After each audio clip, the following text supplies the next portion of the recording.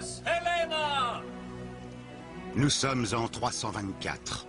Constantin, premier empereur romain à embrasser la foi chrétienne, a ordonné aux évêques de mettre fin à leur furieuse querelle théologique. There must have been a time before his creation when he was not heretic.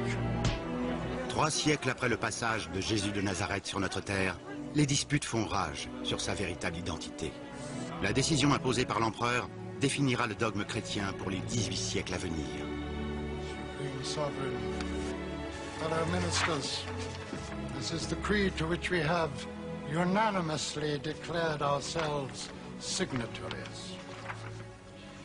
We believe in one God, the Father Almighty, maker of all things visible and invisible, and in one Lord, Jesus Christ, the Son of God, begotten from the Father, light from light, true God from true God, begotten, not made, of one substance. Par décret impérial, Jésus-Christ est déclaré unique Fils de Dieu. Tout autre avis est interdit. Ceux qui ne sont pas d'accord sont exterminés. Les manuscrits de la mer morte parlent des fils de Dieu. Ce sont les parfaits, c'est-à-dire ceux qui observent la loi à la lettre. Qu'aurait pensé le Jésus historique s'il avait su qu'on l'appellerait seul et unique Fils de Dieu? Je crois qu'il aurait été horrifié, complètement horrifié. C'est à l'opposé de tout ce qu'il a voulu ou pu représenter dans la Palestine dont nous parlons.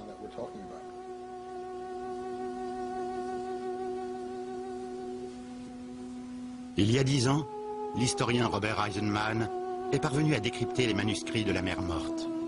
Découverts en 1945 par un berger, ces documents nous proposent une vision unique du monde où Jésus allait naître.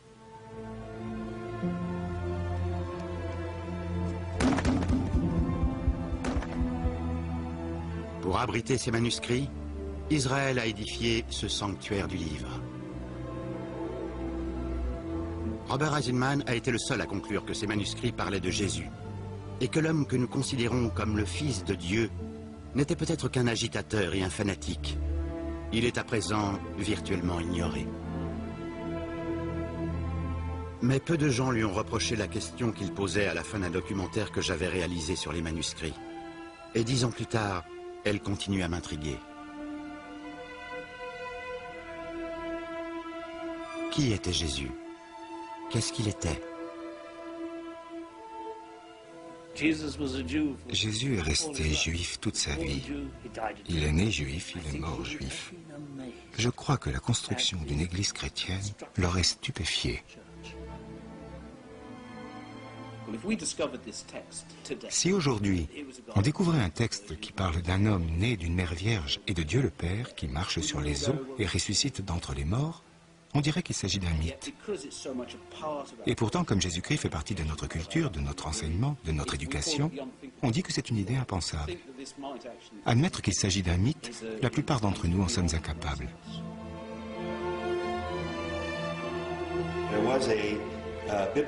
Un grand spécialiste de la Bible, qui était sans doute un chrétien très dévot, a déclaré au début du XXe siècle: nous devrions cesser de croire que le vrai Jésus, celui qui a vécu en Palestine, est une ressemblance quelconque avec le Jésus du Nouveau Testament. Une opinion dérangeante, mais probablement juste. Ceux qui sont persuadés que la Bible est l'authentique parole de Dieu feraient mieux de ne pas continuer à regarder cette émission. Car ce programme explore la possibilité que la foi soit davantage issue du mythe que des Écritures. Une opinion partagée par de plus en plus d'érudits et confortée par la découverte de documents anciens qui nous éclairent sur les origines du christianisme, sur le monde antique et sur Jésus, Fils de Dieu.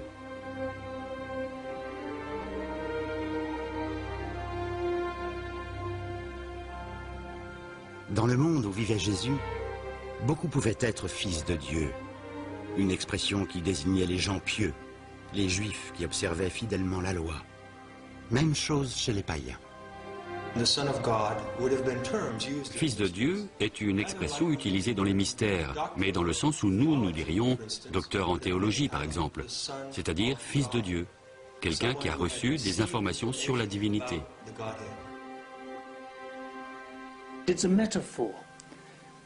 C'est une métaphore qui était en usage dans tout le monde romain. une façon d'exprimer une étroite relation entre un homme et Dieu. Et Jésus, en son temps, était loin d'être le seul Fils de Dieu. Tous ceux qui avaient un rang, empereur ou autre, se proclamaient fils de Dieu et ont eu des vies pleines de prodiges.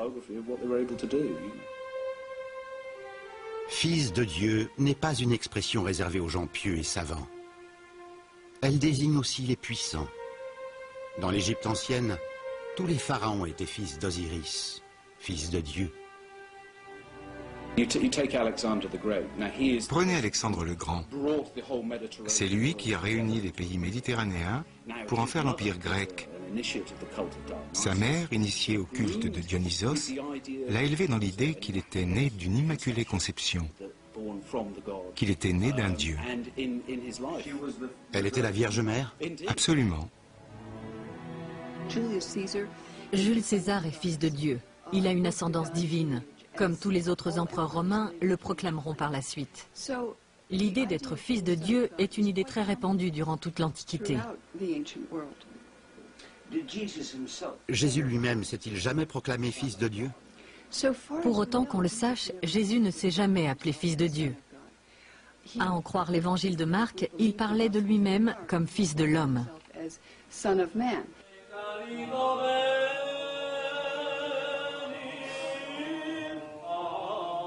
Et pourtant, le dogme selon lequel Jésus est le seul et unique Fils de Dieu est la pierre angulaire de la foi chrétienne.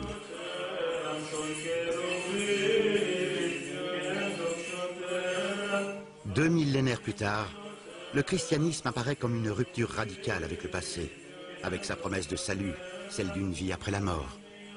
Mais la résurrection a-t-elle été avec Jésus-Christ une révélation nouvelle pour l'humanité? Pas du tout. L'idée de la résurrection plaisait beaucoup aux Égyptiens, qui ont toujours été très préoccupés par la vie du corps, par la vie éternelle du corps. Leurs pyramides et d'autres édifices montrent que la religion égyptienne était un culte de la vie après la mort.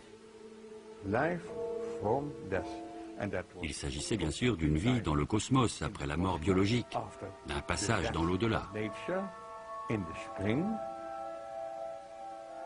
Âgé de près de 90 ans, le Hollandais Gilles Quispel, qui a enseigné à Harvard, est considéré comme l'un des plus éminents experts au monde sur les religions antiques et la pensée des premiers chrétiens.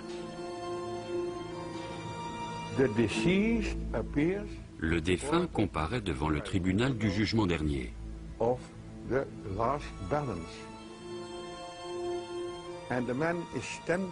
L'homme se trouve devant la porte qui donne accès à la salle de l'absolue vérité. Et c'est là que se trouve aussi Osiris. Osiris est un dieu qui apparaît sur la terre sous une forme humaine. Il apporte à l'homme de précieux enseignements et lui apprend le culte des dieux. C'est un dieu civilisateur, si on veut. Ensuite, il est mis à mort par les forces du mal. Il ressuscite, il monte au ciel où il sera le juge des âmes à la fin des temps. Les tombeaux égyptiens fourmillent de représentations qui retracent ces événements. Dans l'Égypte ancienne, Osiris se trouve dans la constellation d'Orion. C'est le bon berger des étoiles, ces âmes qui sont dans les cieux.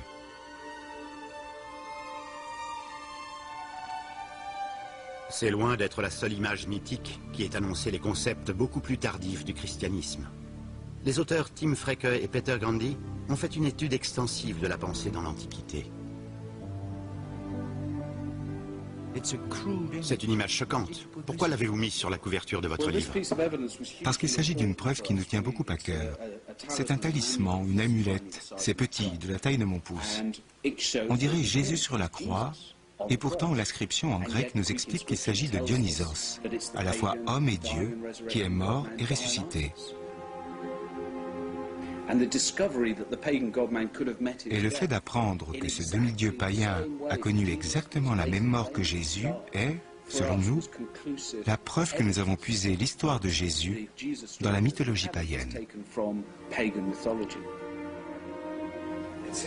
Dionysos, c'était le Bacchus des Romains. N'était-il pas le dieu du vin et des libations? Bien sûr que si, mais c'était aussi le dieu de l'initiation.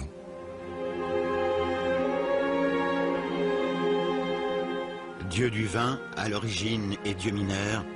Dionysos, c'est-à-dire littéralement fils de Dieu, se transforme plus tard en rédempteur. Un divin enfant, assis, curieuse similitude, comme l'enfant Jésus sur les genoux de sa mère.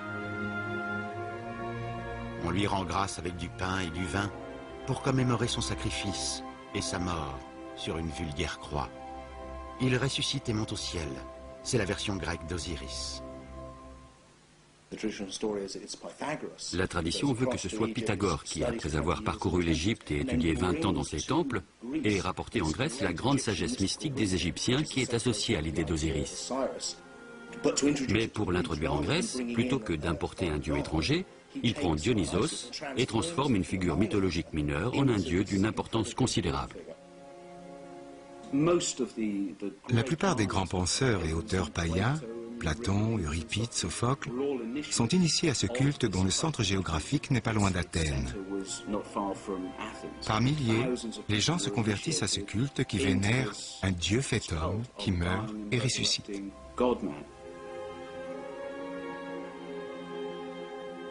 Le christianisme doit-il quelque chose à une culture si ancienne ou à d'autres cultures?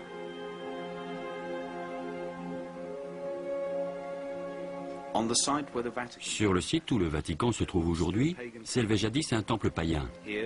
Ces prêtres y célébraient des cérémonies sacrées que les premiers chrétiens trouvaient si choquantes qu'ils en ont effacé toutes les traces.